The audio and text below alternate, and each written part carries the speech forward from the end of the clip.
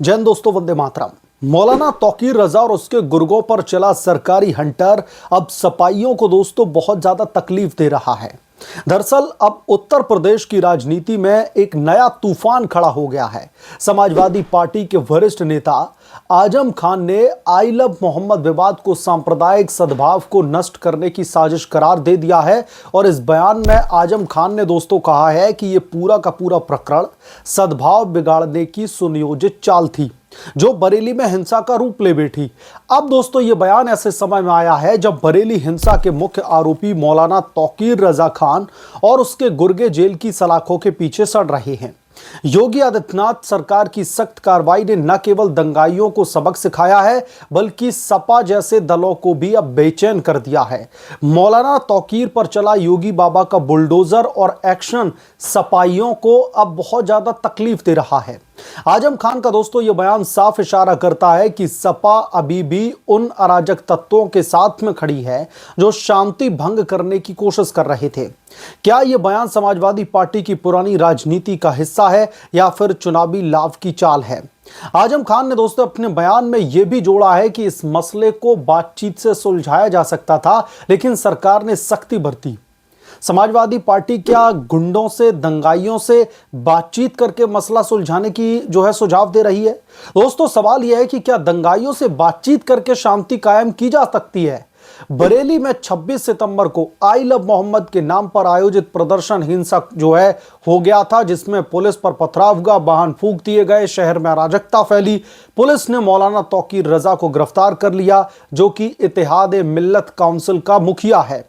उसके साथ में 7 अन्य गुर्गों को भी पकड़ा गया है और अब तक 88 लोग इस मामले में जेल में जा चुके हैं।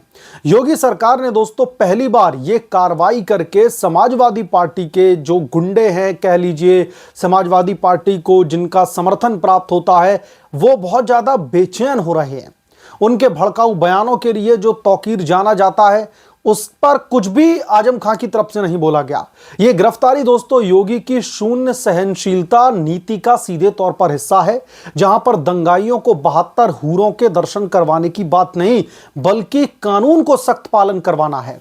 लेकिन समाजवादी पार्टी को तो यह कार्रवाई क्यों चुभ रही है? आजम खान का दोस्तों ये बयान तो साफ कह रहा है कि ये दंगाइयों के साथ में बातचीत चाहते थे। क्या सपा अब भी वोट बैंक की राजनीति में उलझी हुई है जहां दंगे भड़काने वालों को संरक्षण दिया जाता हो? यह बहुत बड़ा क्वेश्चन मार्क है। क्या मजबूरी है सपा की? समाजवादी पार्टी की इस मामले में भूमिका संदिग्ध के घेरे में है। आजम खान जो खुद जेल से बाहर आए हैं और अब तौकीर रजा की गिरफ्तारी को साजिश बता रहे हैं, क्या वो भूल गए हैं कि दंगे में आम नागरिकों की जान माल का भी नुकसान होता है? अखिलेश यादव समाजवादी पार्टी के मुखिया हैं, वो भी इस पर चुप्पी साध करके बैठे हुए हैं। सब दिवाली पर बोलने के लिए टाइम है, लेकिन मौलाना तौकीर ने जो किया उस पर चुप्पी। उनकी पार्टी के नेता लगातार योगी सरकार पर हमला बोल रहे हैं। सपा को तौकीर रजा और उसके गुर्गों पर कार्रवाई में इतनी ज्यादा दिक्कत क्यों हो रही है?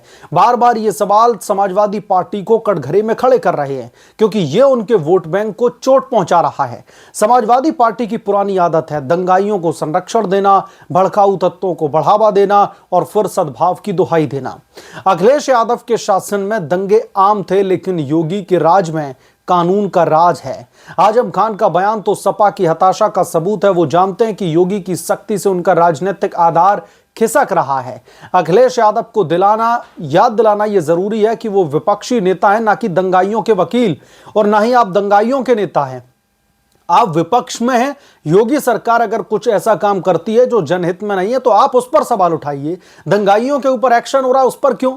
उनकी चुप्पी और आजम खान के बयान सपा की सांप्रदायिक राजनीति को उजागर करता है। क्या दोस्तों समाजवादी पार्टी सचमुच सद्भाव चाहती है या फिर चुनावी लाभ के लिए दंगे की आग सुलगाती है? योगी सरकार की कार्रवाई ने साफ कर दिया है कि उत्तर प्रदेश में अराजकता की कोई भी जगह नहीं है।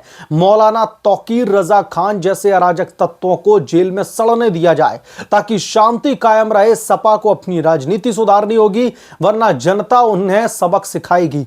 बरेली में जुम्मे की नमाज के बाद में आई लव मोहम्मद अभियान के नाम पर जो प्रदर्शन बुलाया गया, उसके बाद में तौकीर रजा की जो भूमिका निकल करके सामने आई है वो कुछ चौंकाने वाली बात नहीं है। और दोस्तों आजम खान ये कह रहे हैं कि जिला प्रशासन ने सख्ती बरती, उन्हें बातचीत से काम करना चाहिए था। वैसे आजम खान का एक वीडियो सोशल मीडिया पर बहुत वायरल होता है, जिसमें शायद वो अपनी ही जो है जो संसदीय क्षेत्र है उसमें गाड़ी के ऊपर सनरूफ से बाहर निकल करके वहां की जनता से ये कहते हुए दिखाई देते हैं कि इन जो है तनखैयम से ना डरियो, यानी कि वहां पर आईपीएस अधिकारी, मजिस्ट्रेट, इन लोगों की ही बात करी जा रही कि इन लोगों से डरना मत, और अगर अल्लाह ने चाहा तो अपने पैर, अपने जूते भी इनसे साफ करवाऊंगा। ये आजम खान का एक वीडियो सोशल मीडिया पर बहुत ज्यादा वायरल होता है, जिसमें वो सीधे तौर पर प्रशासन को इस तरीके से भद्दे शब्दों का इस्तेमाल करके उसको संबोधित करते हैं।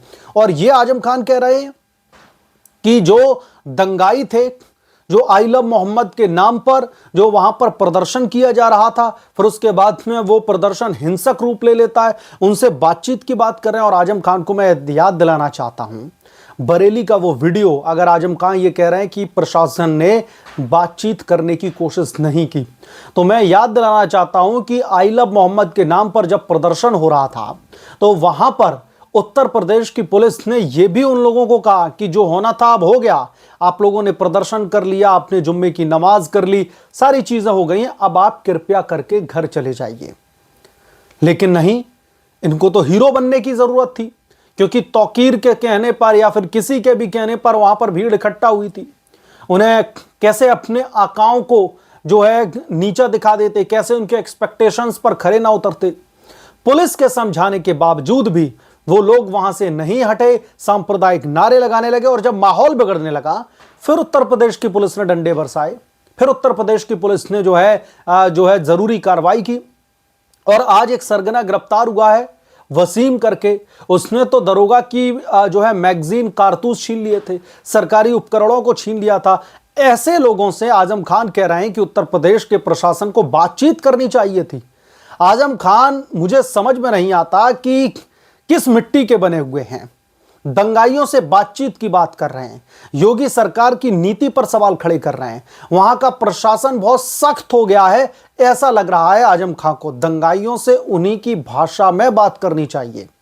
और योगी बाबा पहले ही बोल चुके हैं कि वो मौलाना भूल गया था कि उत्तर प्रदेश में शासन किसका है, वो अपनी जो है एक अलग ही ढर्रे पर चला जा रहा था, वहां पर अलग ही माहौल बिगाड़ने की कोशिश करी जा रही थी। तो ऐसे लोगों से कैसे बातचीत की जा सकती है? बातचीत हर बार योगी बाबा मंच से खड़े होकर के इस बात को बार बार दोहराते हैं कि अगर आपको जहन्नुम का टिकट कटवाना हो तो उत्तर प्रदेश में दंगा करके दिखा दो, अगर आपको जो है बुलडोजर चलवाना है अपनी प्रॉपर्टी में तो उत्तर प्रदेश में किसी के साथ में छेड़छाड़ करके दिखा दो।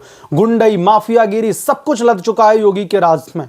और सपाई कह रहे हैं, समाजवादी पार्टी के नेता आजम खान कह रहे हैं कि प्रशासन को सख्ती नहीं, बातचीत से जो है यह मुद्दा सुलझाना चाहिए था।